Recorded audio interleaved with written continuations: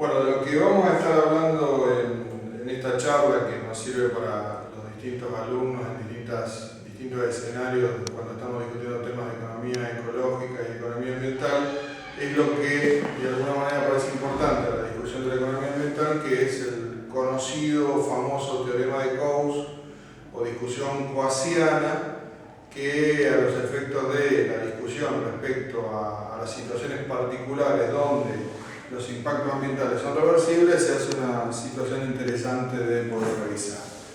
Para poder analizar la cuestión vinculada al teorema de Coase, hay algunos principios en particular que son importantes tener en cuenta. Es decir, uno de ellos tiene que ver con que tenemos que tener actores, ¿sí?, claramente identificados. Ejemplo, un actor A, un actor B. Esos actores pueden ser dos industrias, puede ser una industria y un privado, una industria y algunos individuos de la sociedad civil, dos pueblos o dos espacios territoriales diferentes, en los cuales uno sobre el otro genera algún tipo de efecto. Generalmente ese efecto es un efecto de tipo negativo. Entonces, de alguna manera hay que tratar de buscar una situación intermedia que permita que se pueda avanzar de alguna forma en la producción o en el sistema de producción y, por otro lado, comprender claramente cuáles son los impactos, siempre y cuando esos impactos puedan ser reversibles y cuantificables adecuadamente. ¿Qué quiero decir con esto? Que a los efectos y a la visión de la economía ecológica en particular, el teorema de Coase tiene limitantes importantes. Estas limitantes pasan por el hecho de comprender con claridad que es pasible de ser utilizado única y exclusivamente cuando los impactos ambientales generados, o sociales también generados, son claramente reversibles y totalmente cuantificables. Es decir, no es lo mismo estar discutiendo que un actor está generando un impacto sobre otro, produciendo simplemente un cambio en la temperatura del agua, que si está generando un proceso vinculado a la promoción o la producción de energía nuclear que puede generar impactos tanto esta generación como para las generaciones futuras. En esa situación puntual, cuando los impactos no son reversibles, por supuesto no podemos utilizar a Coase y mucho menos. Entonces hay que utilizar otra cuestión.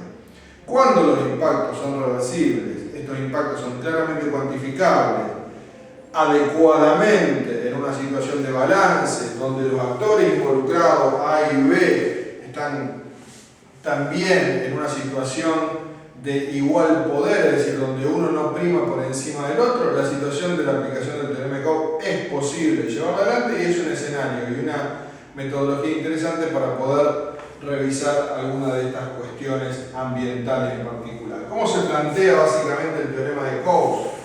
Nosotros, de entrada nomás, tenemos una situación en la cual, por un lado, tenemos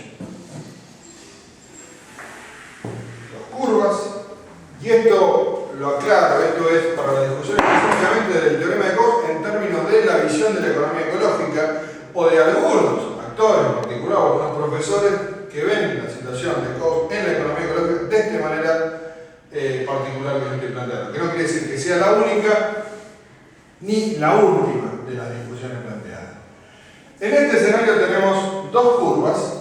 Estas curvas representan, por un lado, lo que se conoce como costo marginal externo, externalidad, costo social, y otra curva que es conocida como el beneficio marginal neto privado. El beneficio marginal neto privado es cuánto acumula a medida que aumenta la producción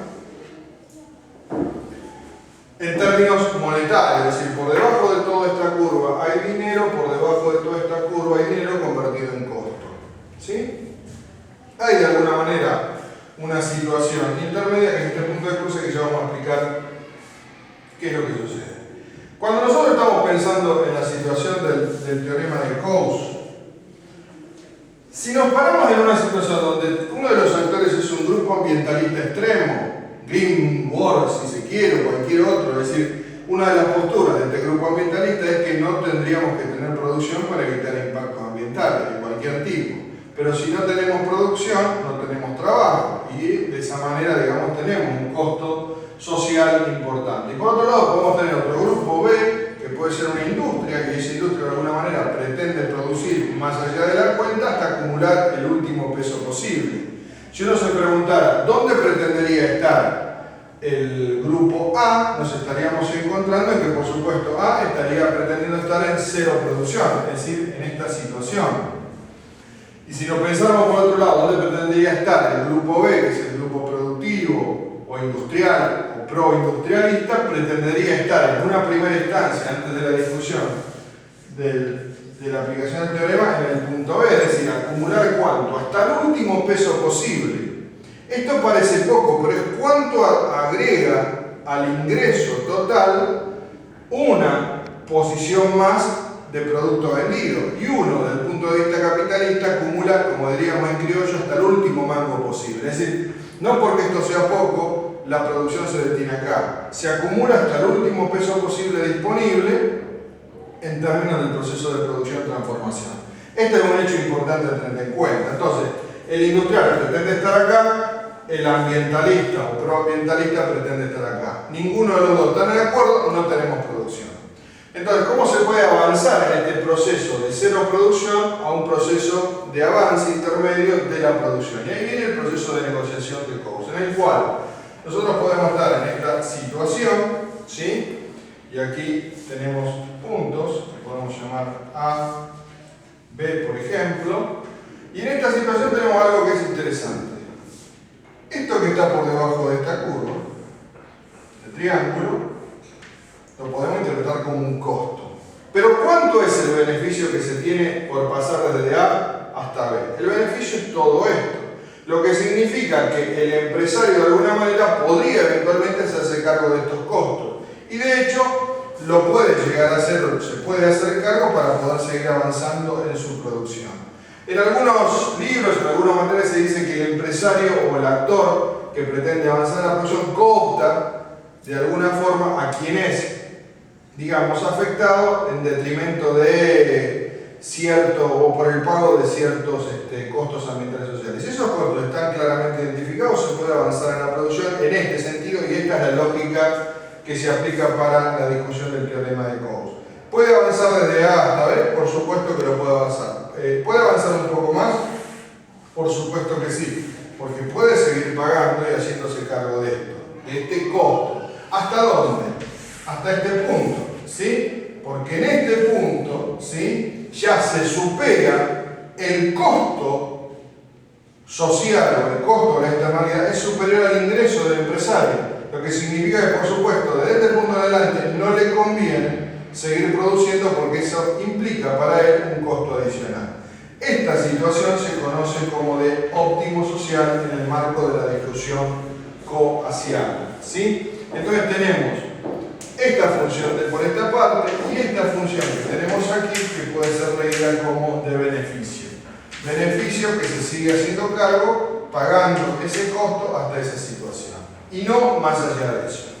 ¿Cómo puedo hacer por otro lado para, una vez que se ha avanzado en la producción, volver hacia atrás ese nivel de producción? Porque en este nivel de producción tan alto de una industria, la otra hipótesis, nosotros tenemos un costo ambiental enorme, solo para que la industria acumule algunos pocos pesos adicionales.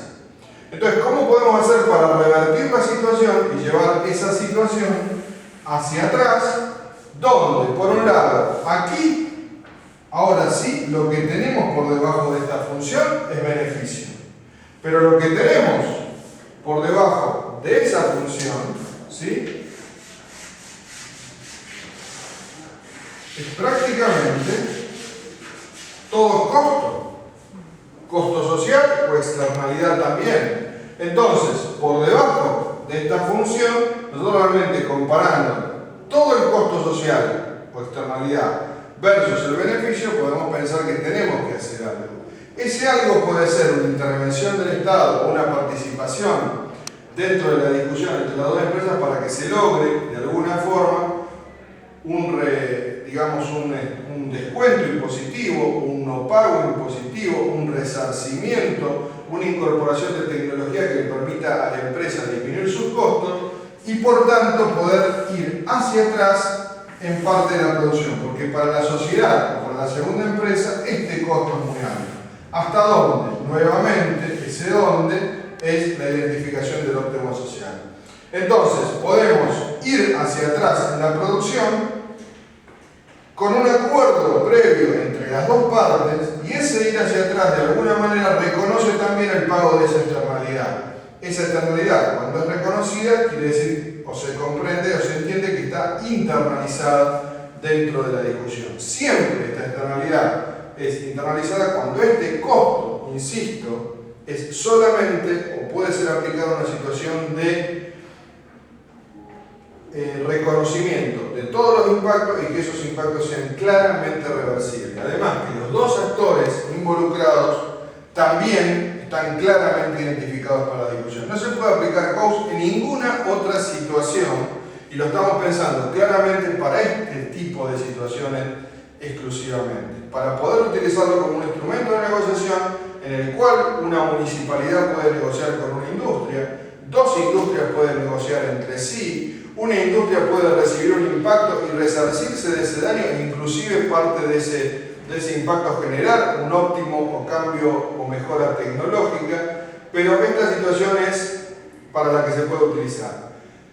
¿Se piensa o se aplica COUS para la discusión de las generaciones futuras? No, no cuentan, no se discute para eso. Esto es para situaciones exclusivamente actuales, situaciones de alta reversibilidad, situaciones en las cuales los dos actores están claramente identificados, los dos actores tienen un mismo peso dentro de la discusión, hay un reconocimiento y un entorno legal que permite todas estas situaciones, ¿sí? Es única y exclusivamente para lo que estamos viendo a COUS aquí. En la próxima presentación para esta charlita vamos a estar hablando un poco más sobre el otro modelo de negociación que tiene que ver con lo que se conoce como